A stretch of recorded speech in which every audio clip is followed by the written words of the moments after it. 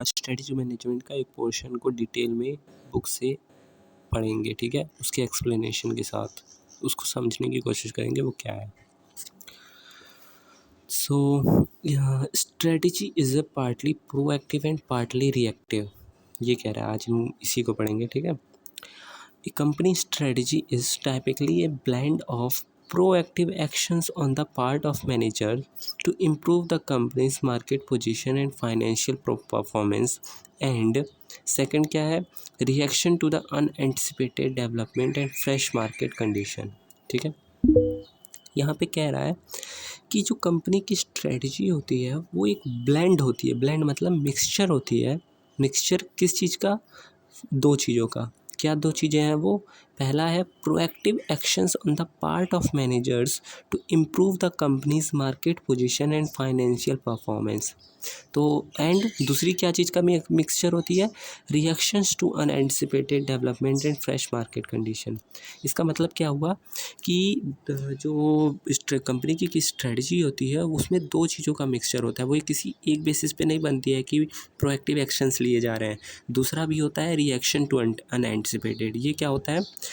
Proactive actions on the part of manager to improve the company market. Proactive actions manager के द्वारा लिए जाते हैं कि मतलब कि उन लोगों को पहले से ही ऐसा लग रहा है या फिर उन्होंने कोई इनिशिएटिव लिया कि ये नया हम लोग कोई प्रोडक्ट लॉन्च करेंगे, कि मतलब जैसे हम नूडल्स वगैरह जब पहले नहीं हुआ करते थे तो कंपनी को, नेस्ले को लगा कि हम नूडल्स जैसी कोई चीज़ बनानी चाहिए, ठीक है। तो उन्होंने कोई प्रोएक्टिव एक्शंस लिया और वो कंपनी पसंद आया पब्लिक को। और रिएक्शंस क्या होता है? Reactions to unanticipated development and fresh market condition, कि मतलब मार्केट और फ्रेश मार्केट कंडीशन में जो भी चेंजेस हो रहे हैं उसके बेसिस पे हम लोग रिएक्शन दे रहे हैं। जैसे कि कोरोना आया, उसके बेसिस पे लोगों ने क्या रिएक्शन दिया कि अब हम लोगों को अपना बिजनेस ऑनलाइन शिफ्ट करना चाहिए। तो ये रिएक्शन है अनएंटिसिपेटेड, जिसको एंटिसिपेट ना किया जा सके, जो अनसर्टेन हो, उसके बेसिस पे हम लोग रिएक्शन देते हैं। तो इन दोनों का मिक्सचर होता है strategy. In other words, a company uses both proactive and reactive strategies to cope up the uncertain business environment. Okay, तो कह रहा है कंपनी जो होती है वो दोनों यूज़ करती है, प्रोएक्टिव और रिएक्टिव स्ट्रेटजी दोनों को यूज़ करती है। किससे? अनसर्टेन बिजनेस इन्वायरमेंट से कोप अप करने के लिए। इन अनसर्टेन बिजनेस इन्वायरमेंट की, जिसका कुछ निश्चित नहीं है बिजनेस इन्वायरमेंट में क्या होना है, उससे डील करने के लिए दोनों यूज़ करती है, प्रोएक्टिव भी और रिएक्टिव भी। Proactive strategy is planned strategy, whereas reactive strategy is adaptive reaction to the changing circumstances. जो proactive strategy होता है वो ऑलरेडी प्लान्ड होता है कि हमको ऐसे ऐसे करना है, लेकिन जो reactive strategy होता है वो बाहर के अकॉर्डिंग जो भी चेंज हो रहा है सर्कमस्टांसेस में, उसके अकॉर्डिंग रिएक्शन होता है कि कोरोना में ऐसा ऐसा हुआ, उसके अकॉर्डिंग हम लोग बाहर नहीं जा सकते तो घर बैठे ही ऑनलाइन करें, ठीक है। हम लोगों ने रिएक्ट किया बाहर की कंडीशन को देखते हुए।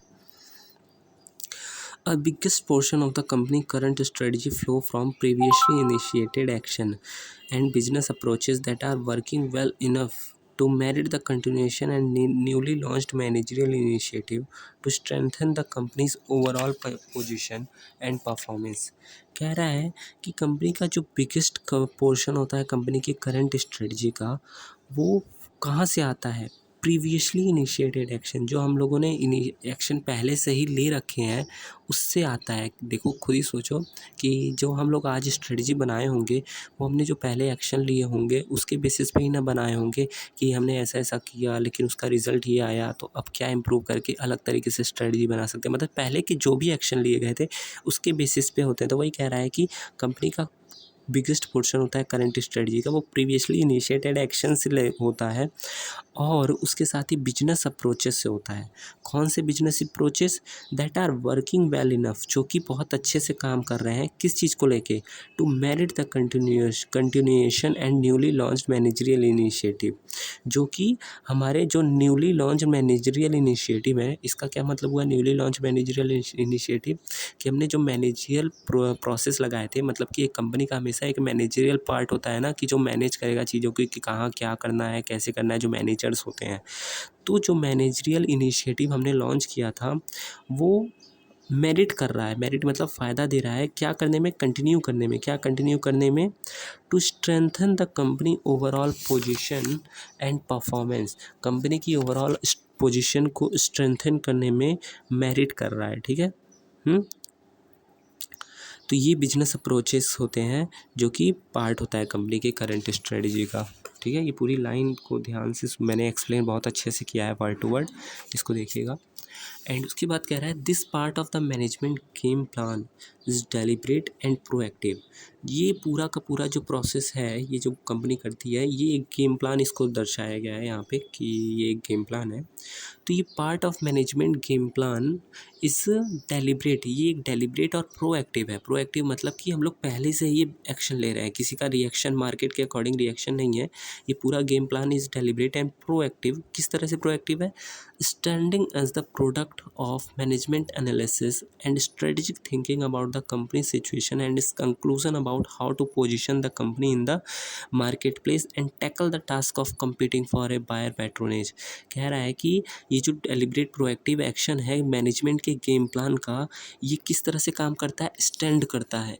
कैसे स्टैंड करता है? As the product of management analysis, management के एनालिसिस का प्रोडक्ट की तरह स्टैंड करता है। एंड स्ट्रेटेजिक थिंकिंग कि हम लोग रणनीति बना के सोच रहे हैं, ये इस तरह से एक कंपनी में ये स्टैंड करता है। इस बात को समझ रहे हो ना कि हम ये जो एक प्रोएक्टिव एक्शन, ये पूरा का पूरा एक पार्ट है ना कंपनी का, कि इस तरह से हम लोग काम करते हैं।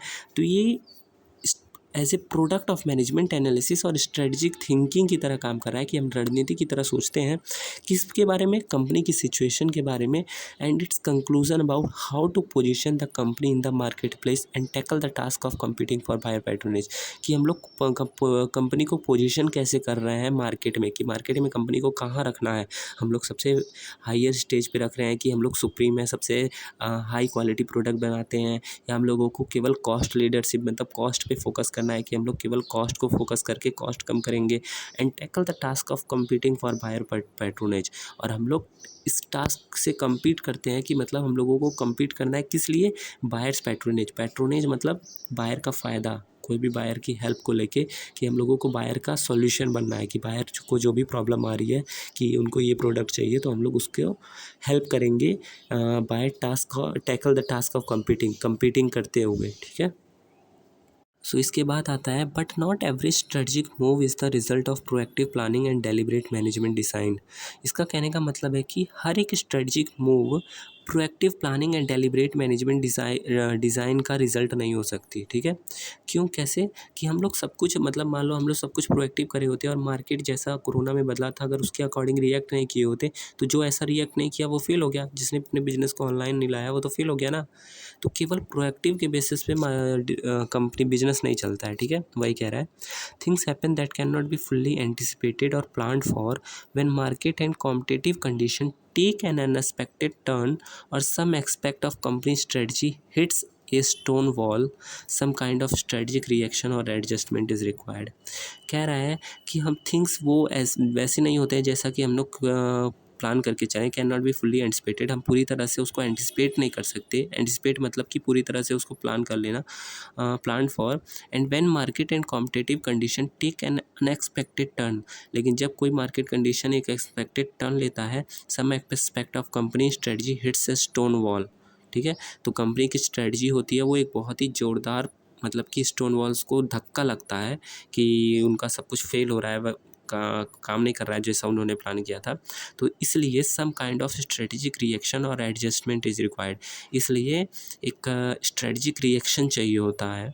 ठीक है, हैंस इसलिए a portion of company strategy always developed as a reasoned response to unforeseen development. इसलिए कंपनी का एक पोर्शन ऑफ स्ट्रेटजी, पूरा नहीं, पूरा आप रिएक्टिव नहीं बना सकते, कुछ प्रोएक्टिव भी रखना पड़ेगा, लेकिन उसके साथ ही आपको कंपनी की स्ट्रेटजी का एक पोर्शन हमेशा डेवलप करना चाहिए जो कि रिस्पॉन्स हो। किसका रिस्पॉन्स हो? अनफोर्सिन डेवलपमेंट, मतलब कि जो मार्केट में अनफोर्सिन, जो देखा नहीं गया है, ऐसी चीज़ें डेवलपमेंट्स आ रही हैं, उनका रिएक्शन हो, ऐसा एक पार्ट रखना चाहिए हम लोगों को कंपनी की स्ट्रेटजी में। ठीक है, एक पोर्शन।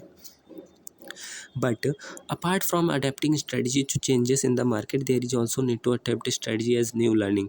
तो उस अडेप्टिव स्ट्रेटजी तो चाहिए होता है, लेकिन उसके साथ साथ ही हम लोगों को there is need to adapt strategy as new learning. और इसके साथ ही हम लोगों को जो अडेप्ट कर रहे हैं न्यू स्ट्रेटजी को, उसको एज ए न्यू लर्निंग की भी तरह देखना चाहिए कि हम लोग इससे क्या सीख रहे हैं, क्या करना चाहिए। ठीक है, एमर्जेस अबाउट द, तो इसका मतलब देखो अब क्या, अब तो कोरोना चला गया, इसका ये मतलब हुआ कि कोरोना चला गया और क्या कहते हैं, तो क्या जो आगे के बिजनेस आएंगे क्या वो इस बात को ख्याल में नहीं रखेंगे कि हम लोगों को ऑनलाइन भी रखना चाहिए? क्या वो फिर वही गलती करेंगे कि सब कुछ फिजिकली बना के रखें?